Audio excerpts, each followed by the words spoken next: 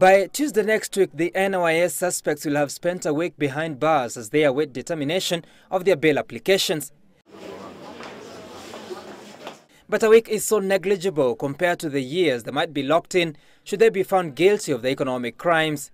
For instance, PS Lilian Omollo and NYS Director General Richard Ndubai face several charges, including conspiracy to commit an offence of economic crime.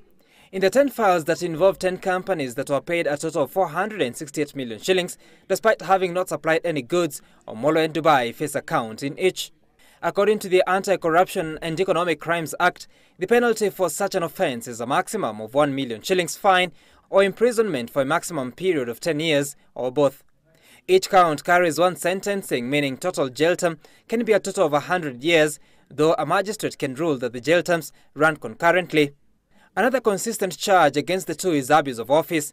Omollo and Ndubai accused of improperly conferring benefit to the 10 companies by authorizing they be paid the millions they are alleged to have received.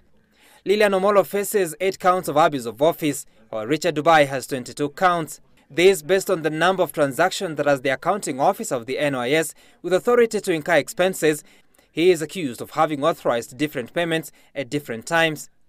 Each count of abuse of office carries a maximum of 1 million fine or 10 years in prison or both. The two further face a charge of willful failure to comply with applicable procedures and guidelines relating to management of public funds that they allowed fraudulent payments to be made.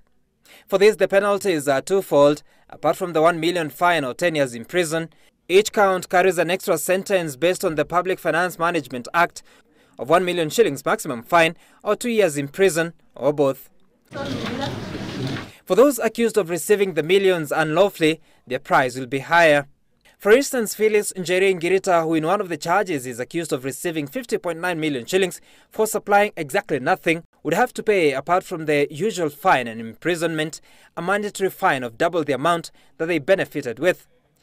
This means that should all the accused persons be found guilty, each of them shall pay double the amount they received to the government alongside other penalties.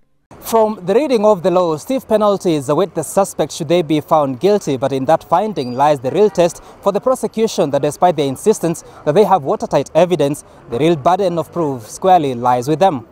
Sam Gituku, Lilian TV, Nairobi.